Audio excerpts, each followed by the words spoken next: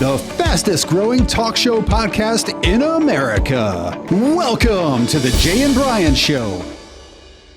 Well, hey, everybody. Welcome back to the podcast. It's the Jay and Brian Show, powered by My City Lender Home Loans.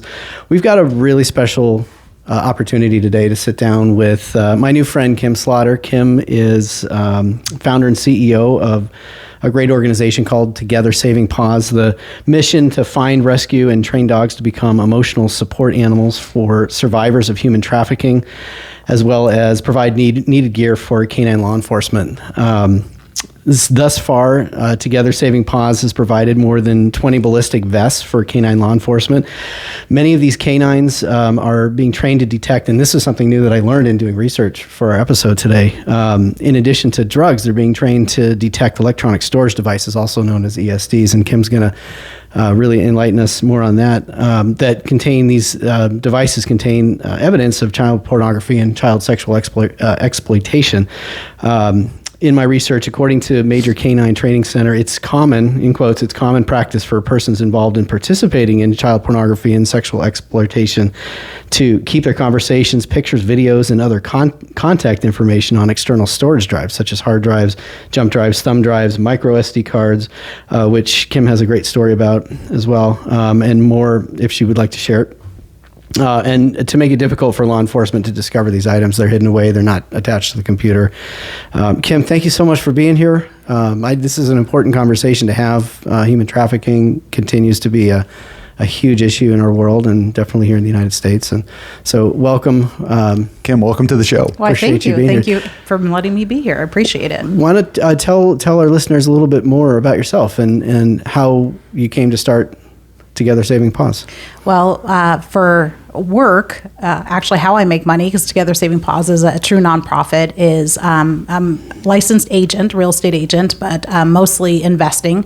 So I've been investing in single family real estate since 1999. Okay. So that's been the income, but that's never been my passion. I love helping people, but my passion's always been animals. And as a little girl, I used to have a vision and a dream to start a no-kill shelter. Like I have a little vision board I did when I was like 16. I wrote down and said, one day I'm going to own a no-kill shelter, and this is what it's going to take to get there. Well, when I actually grew up and looked into it, it's a lot of money to open up a no-kill shelter. You have to hire veterinarians, the buildings. I mean, it costs a lot.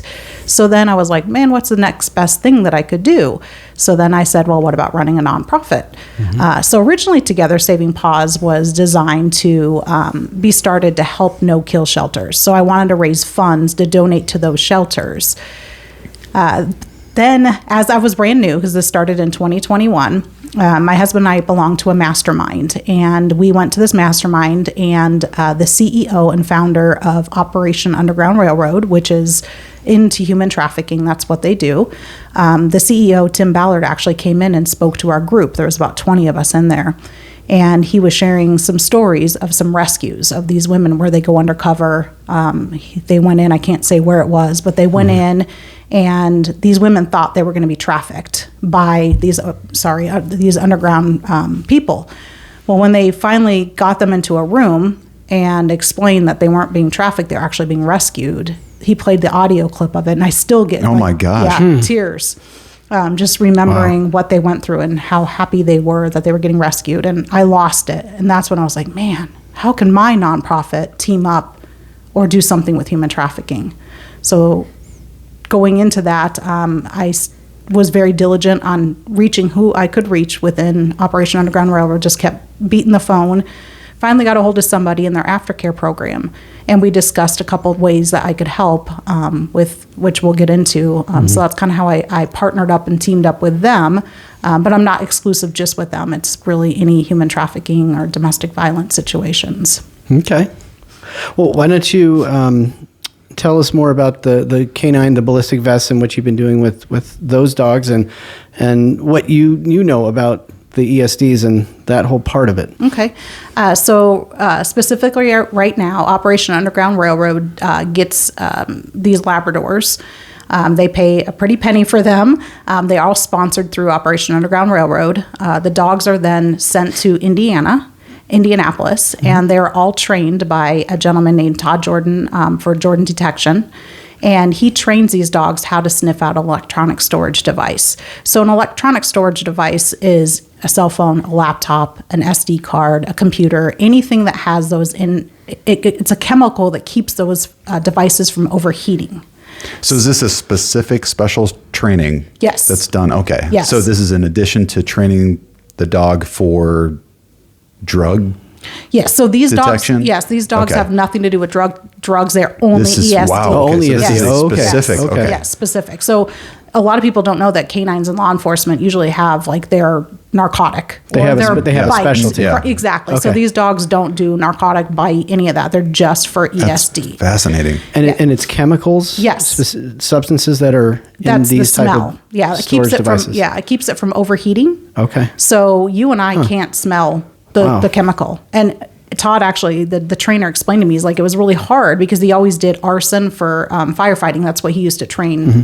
And he's like, everybody can smell gasoline, but how do you train an animal to smell something we can't smell? But he did it. And so these dogs can pick up that chemical. And they are in training with him. And then when they're ready, they have handlers across the United States that work with law enforcement. And they're already in divisions of like internet crimes, child exploitation. Mm-hmm. And those handlers then fly out and they're with Todd. I believe it's for 2 weeks, and their dog. And they teach the dog and, work with the dog. And then they graduate from the program and then they fly back or drive back with their handler. And now they're with their handler going out on calls for if there's a call that somebody might have, child pornography or anything, they can go in and sniff out and find these SD cards. And I can share with you a little bit, some stories on So that. they're contracted then with the police departments? Correct. Okay. But they're sponsored through Operation Underground Railroad. How cool. Yeah. Yeah. That is really cool. Yeah. So what I do with these dogs is I actually supply a ballistic vest, which is a bulletproof vest. Okay. So it keeps them protected from, being punched, stabbed, shot. It protects all their vital organs. So even though these homes are typically cleared, there's So warrants. that has to be a pretty expensive item. It is. They're so. yes. They range anywhere from $1,000 up to $1,300. And it just really depends on the vest, but yes, they're not cheap, and that's the first thing that gets cut in every police budget. Typically, is the canine vest. But my thoughts are, if a police Wow. officer straps on that ballistic vest, your dog should be strapping Absolutely. that on. Yeah. So Especially specially trained like that. Mm-hmm. Yeah, they really would need it. exactly, and even though the home is cleared, like I said, and there's warrants already. And unfortunately, in our world and our society, police officers can be targeted. And so if that dog is sitting in the patrol car for, some odd reason because the officer's in doing something, doesn't mean somebody's not going to drive by and shoot up that car. Yeah. Or they're in the community. They go out and do outreach programs and they're in the community. You just never know. And so it's just, we put our seatbelt on every day when we get in our cars, hopefully. They should be doing the same for that added protection. So Agreed, I make sure that any handler that wants one is going to get one. How great. And so your organization has already provided more than 20 of Yes. these ballistic vests? Yes, we're right about Okay. 20 right now. So, my but then we gosh. have the list is always growing because there's always dogs going in through the training. So as OUR, Operation Underground Railroad, sends more in, they graduate, more come in. But then I also, like I said, I'm not just tied to them. I also want to provide ballistic vests to any law enforcement across the country. That would be drug, narcotic, bite, bomb, any of those dogs that need vests. I would love the opportunity to provide one.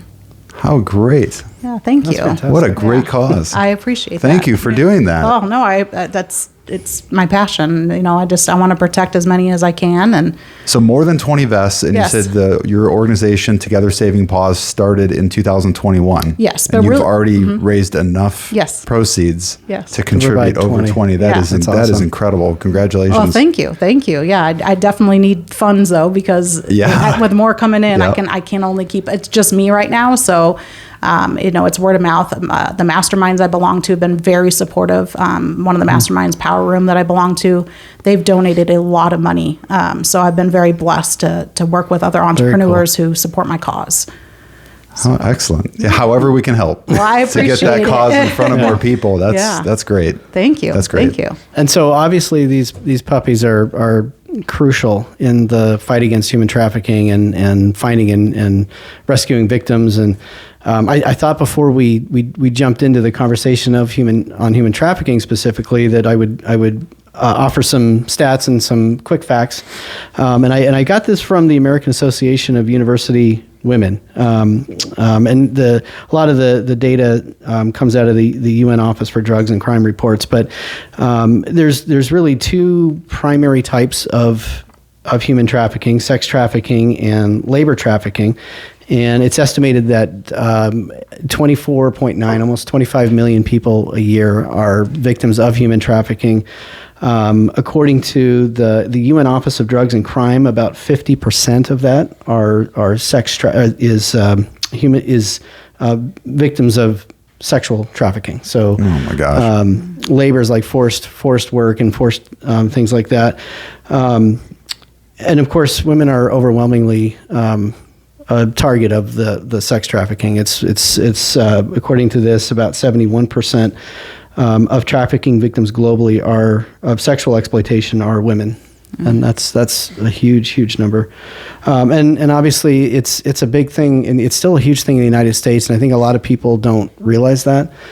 We actually had an incident not too long ago, maybe just a couple of months ago, right out in front of our neighborhood, a nice neighborhood in Chandler, Arizona, where a dude jumped from a moving car to try to capture a girl. He thought it was probably a teenage girl. It turns out it was a mother who happened to look young and was out jogging, but attempted to grab her. Thank goodness, thank God, there was a good Samaritan who saw this happening and helped try to chase the person down. I don't think they caught the guy because he hopped into an escape car, but it happens right here.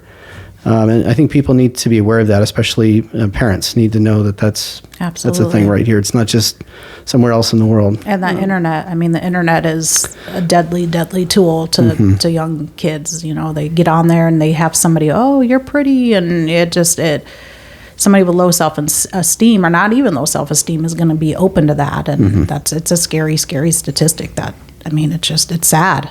Yeah, very sad. So we want to be a part to help in any way we can. And so, talking about helping, so back to the canines and emotional support animals, we have a little bit in my house, a little bit of experience with emotional support animals for my middle son who's special needs. Not a human trafficking victim, but I can see how awesome it is, and we're dog lovers ourselves. And tell us some more about how emotional support animals can help survivors of human trafficking, what they do for them. Sure. So, one of the other things that we focus on with Together Saving Paws, it was kind of a pilot program that we launched, is with Operation Underground Railroad. In their aftercare program is when a person comes out of human trafficking, if they need that support, because people that know animals and love animals know the connection. Like, you leave to go to the mailbox, you've been gone for hours. It's like they love you, and you can't get that a lot of times. Even though people say they love unconditionally, there's always a little something. So we wanted to offer, one is rescue a dog. So we're rescuing a dog. Then I have trainers, which I'm looking for more of, which we'll touch on later. But we have a trainer that trains them to become emotional support. So they're not therapy dogs. There's a difference. They don't get the certificates. But emotional support is more just like they have certain commands that they know.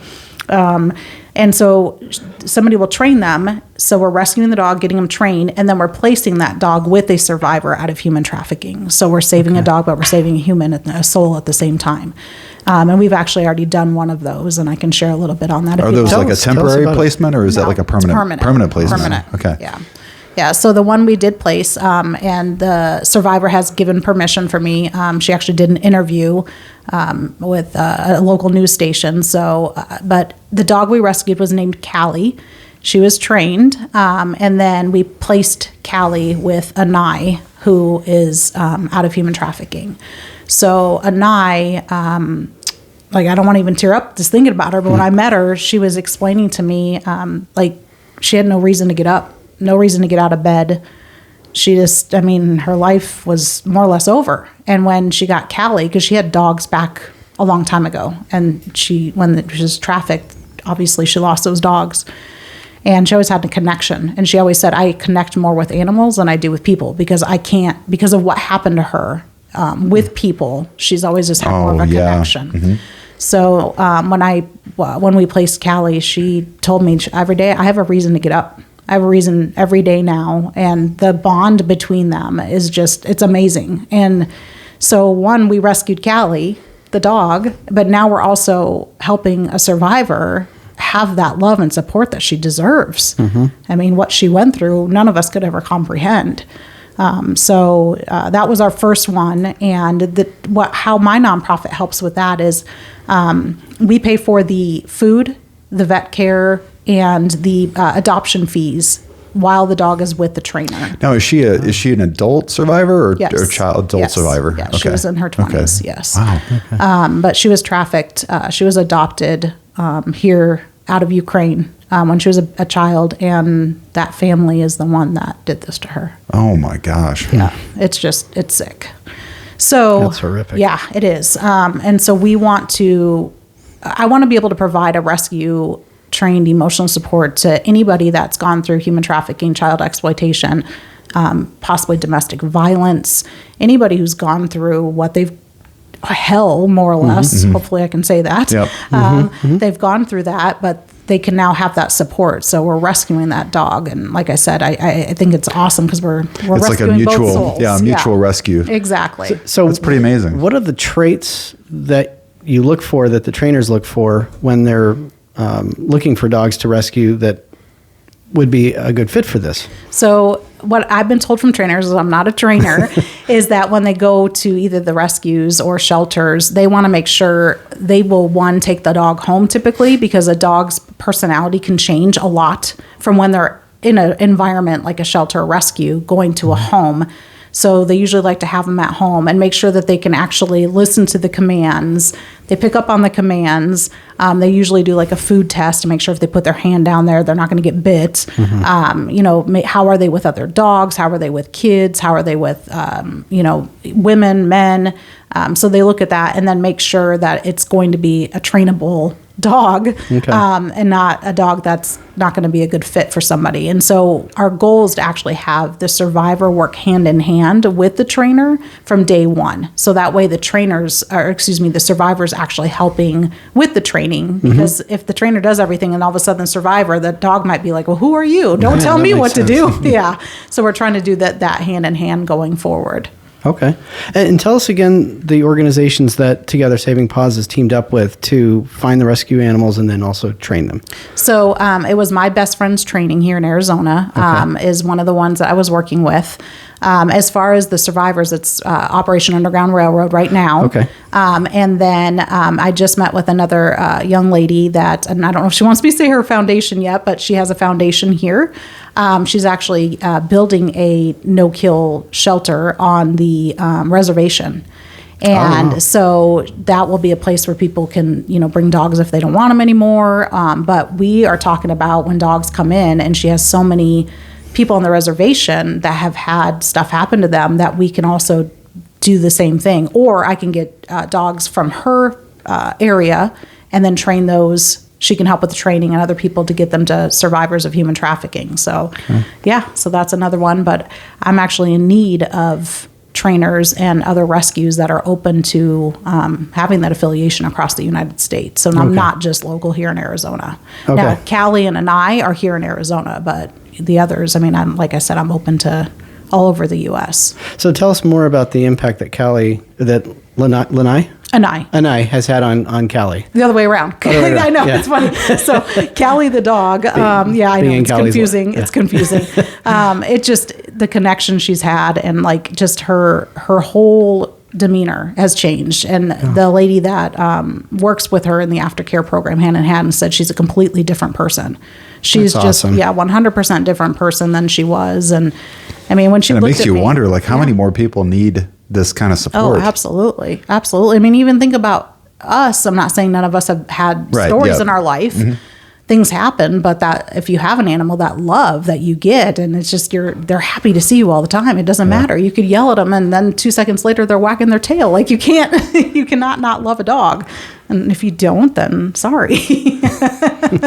But so it just having that emotional connection with something else, and especially like Anai said that she struggles having that connection with humans, people. she can connect with the dog more than probably some of us can at different levels, because she feels like the dog really understands what she's going through. And she even said that, like, she knows when I don't want to get up. She knows when I, want to do things, and she can read and they sense it. So it's been a huge impact, and it's amazing. And the placement usually costs anywhere from, I would say, $500 to $1,500. It really depends if the dog needs spayed, neutered, vaccination updates, how much food do they need, how much are the adoption fees going to cost. So, excuse me, to place a dog, it's about $500 to $1,500 out of that I pay for. And then we also, I want to put out there, we also make sure that the survivor can handle a dog. So Sure. we vet and we look and make sure, because we don't want to get in a position where we give a dog to somebody and then they then can't. it is a temporary thing. Exactly. Yeah. They can't afford to take care of it. They don't have a yard. So we do make sure that we're looking at both, that the dog's going to a good environment as well. So what does Together Saving Paws need? That's the other thing I really wanted to talk about today, because I know that you're a young and growing organization with, I think, the potential to impact a lot of lives in a really, really positive way. So what are the main things that you need, that your organization needs to be able to help more people? Funding, number one. Definitely Okay. could use funding at any time. I mean, either on a monthly, I'm actually looking for corporate sponsorship too. So I don't know if you've ever heard of cause marketing, but cause marketing is when a business has a nonprofit in place, and most large businesses do, where they give a certain percent of a transaction, whatever it is, whether they sell dog food or they're in real estate or they're in insurance. They usually give a portion of everything that's sold, or they write one large check at the end of the year, or they may do a match with their clients.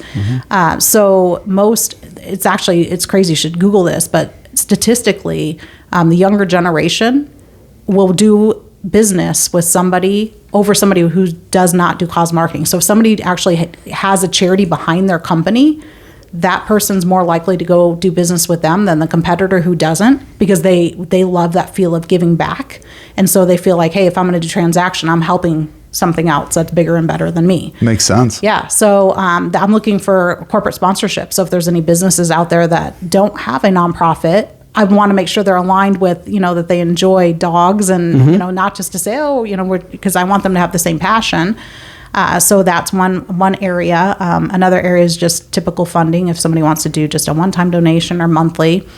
And then I'm looking for... But you went through the entire process to get the organization registered as a nonprofit. Yes. And that is also major. Oh, yeah. That's a big process. Yes, I'm a 501c3 with the IRS. You can look me up. I'm a public charity. Yes, so it's all, yep. Had to hire an attorney and get all that done. So yes, that was out of pocket, but it was still way cheaper than doing that no-kill shelter I was thinking about doing. I'll bet. Yeah. So, and then another area is I'm looking for trainers that would be willing to train and take on an emotion or helping with finding a rescue or a dog out of a shelter that might be a good fit for a survivor.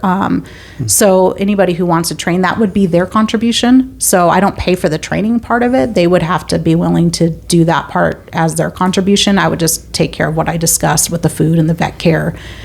So I'm looking for that across the country. So somebody who's willing to maybe do a dog every couple months, or maybe 3 dogs a year, and then looking for local rescues across the country. So this isn't just a local thing. No, all over the place. No. Okay. Yes, and what's, not to get sidetracked, I'll go back to this, but what's really cool is there's I think it's called Pilots for Paws, I believe. It's a nonprofit. And these are people like you and I who own private planes. I mean, I don't own a private plane, but you know what I mean? That own private planes that they have to get them up in the air.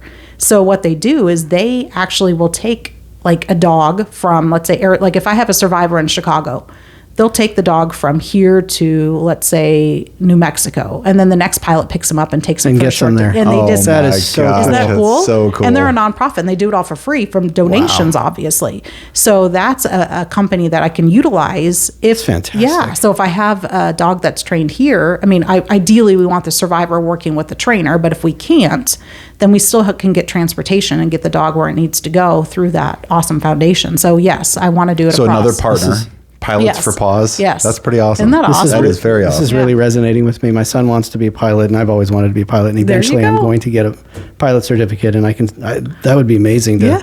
be part of something like that. Yeah, we'll give you a dog and let you travel. Yeah, And then you'll have a reason to do it. Yeah, there you Like, go. I need to do this. Yes, There, exactly. there you go. Yeah, so I'm looking for trainers across the U.S. Because I also have survivors in different states. They're not all in Arizona. Okay. And then also, like I said, looking for rescues and shelters who would be like in connection with the trainer. So those are areas that I'm also looking for help. So for the trainers, is there a particular type of training background they need to have to be able to do this, or how does that? They have to be a certified trainer. I mean, they got to know what they're doing. You Are there can't- yeah. specialties? I mean, is there? Honestly, I don't know what the licensing is or how all I'm of just that curious. works. Yeah, I am too. Like Yeah. I know that there's trainers out there. Like there's trainers that work for Petco, PetSmart, Yeah. people Yeah. that have started their own companies, like pet training companies. Yeah. So they have to be legitimate and know and have some background of training to do emotional support. And I would think it's emotional support animals is a well-known type of help that people can get. So I would think there'd be a lot of trainers out there Yes. that would have some experience with it. Yeah, and I know therapy is a lot more extensive, so this is not at that point. So, eventually I'd love to be able to do that, but we're just baby steps right now. So definitely want to make sure that we're going in the right direction. So, And you might have mentioned this earlier, but do you partner with rescue organizations to find the animals, the dogs? the trainers typically have the connections with the Oh, okay. rescues. Okay. Yeah. So a lot of times trainers have connections with rescues, but that's what I'm looking for too, is partnering with rescues that say, hey, you know what? We just got this dog in. I think it might be a good fit for you guys. Give me a call, and then we can get the trainer with that rescue. And then again, I would pay for those adoption fees with the rescue to make sure that they're taken care of. Is there a particular type of breed or breeds that make the best emotional support dogs? No, one person told me small dogs typically are not the best, which is funny because I've always had small dogs and I figured they'd be easy, but she said that that was her opinion. Callie was a mix. Honestly, I think she had a little bit of pit bull in her. I think she had a little bit of boxer in her. She was the cutest, sweetest. Oh my gosh, she's amazing. So no, I don't think it really matters. It just, they have to look at the personality. And I think small dogs can be awesome for it. Our middle son, who's special needs, started going on a daily, nightly shot regimen a couple years ago. Okay. And we have little Maddie. She's a little terrier mutt, and she's just soft and lovable. And to get him over the hump, to get used to it, she would curl up with him as we would give him the shot, and it made a world of difference. It really did. And to this day, he'll still want her most nights to go to sleep with. Aw, and then that's she'll eventually leave. Oh, Yeah. see, like it just, there's that connection. You just, you can't explain it. You just feel it and you just know it. So, yeah. And I mean, That's I'd so be cool. happy to share a couple stories. I know it's kind of tracking. No, go ahead. On the electronic storage device, a couple stories that were Oh, shared. yeah, we didn't talk about Yeah. it. So what's crazy is a handler was telling me that he took his dog. So they had a warrant and they went in to, check out this house that supposedly might have had some bad stuff. And the dog kept hitting on a closet. And the handler kept pulling the dog like, there's nothing in there. They went in there several times. And the dog kept going back to the closet. And finally, he's like, okay, I'm listening to my dog. And they started like taking a hammer or whatever and broke apart the drywall and found that mini SD card hidden behind the drywall that dog picked up on. Wow, that's incredible. Yeah, child pornography on it, made the arrest. If that dog was not trained to sniff out that electronic storage device, it totally would have been missed. So yeah, that was a crazy story. How long have they been training dogs for that specifically? I know it was 2000 and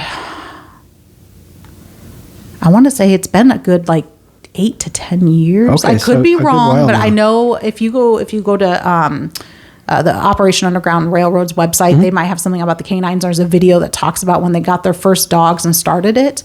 I do know that they were involved with the that whole Jared Fogle subway. Oh, yeah. That was one of the dogs from Operation. It was one of the first dogs Okay. that was ever trained. So so they're huge. And then another story. This is kind of crazy. So a dog that they took to another house with a warrant. There was a jar of dog food, and the dog kept hitting on the dog food, and they're like, "Okay, are you hungry? Like, what's going on?"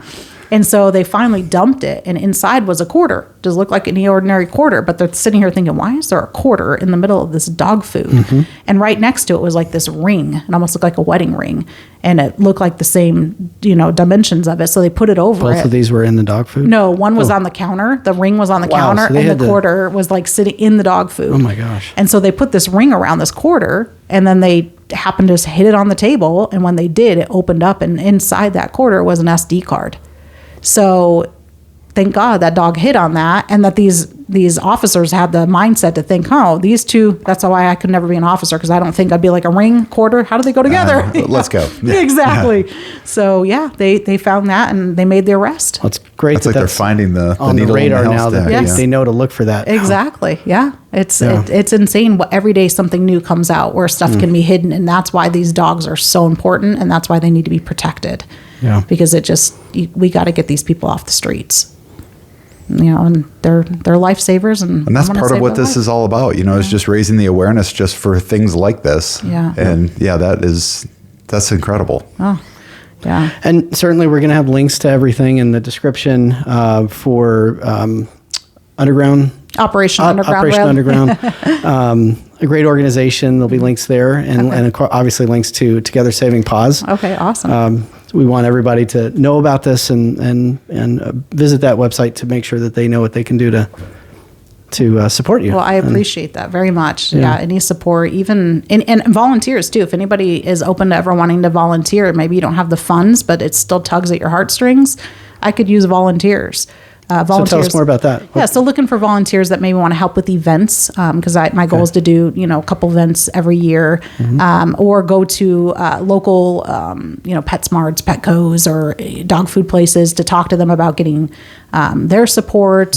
So really or also calling law enforcement across the country. Like, I don't have time every day to pick up the phone and say, hey, do you guys need ballistic vests? Is there a need for it?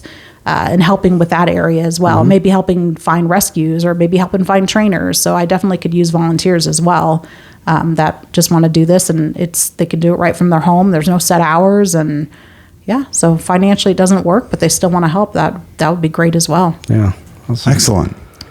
Well, Together Saving Paws is an awesome organization. Thank you. Love that you're combining your love of dogs with really helping victims of human trafficking. I think it's an awesome, worthwhile venture that you're trying to build up, and I hope our listeners do visit the websites and figure out how they can get involved and volunteer, helping to find the rescue dogs, helping to find trainers. Obviously, monetary donations. That's money. Money is super important to be able to fulfill your mission. So to our listeners, we really appreciate you coming along today, and definitely read through the description. You'll find all the links you need to do that. And dogs just have a really cool power of healing. And I think that they really can play an amazing role in helping human trafficking survivors and other people in our community who need that type of emotional support. So we're going to do everything we can here at My City Lender to come around Together Saving Paws and be part of your fundraising events and things like that. And really appreciate you taking the time to come down and tell us all about it. Thanks again. Thank you, guys. Thank you for being here. I appreciate it. We really appreciate your time. And it's awesome what you guys are doing with My City Lender, like open to putting charities out there. I mean, not a lot of people do that. It's all about the lending, and you guys are like, you care about people, and so it's the Jay and Brian show. Exactly. Hey, sometimes it's more than just giving dollars. Even money matters. We charitable organizations need monetary funding to work, but sometimes it's more than that. It's about finding ways to help the organizations with exposure and resources for people to get involved. And so we're happy to do that. We love doing it. I appreciate it very much. Yeah. And stand up, guys. Thank you.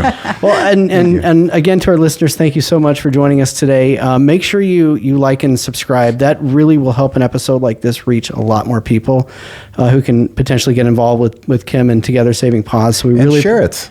Share it, like it, and subscribe, and leave your comments below. We'd love to hear your stories, and if you have emotional support dog stories of success, we want to hear about it. And thanks again for being part of our episode today, and we'll see everybody again on a future episode. Thanks, guys. Appreciate it. Thanks, Thank you. Appreciate it.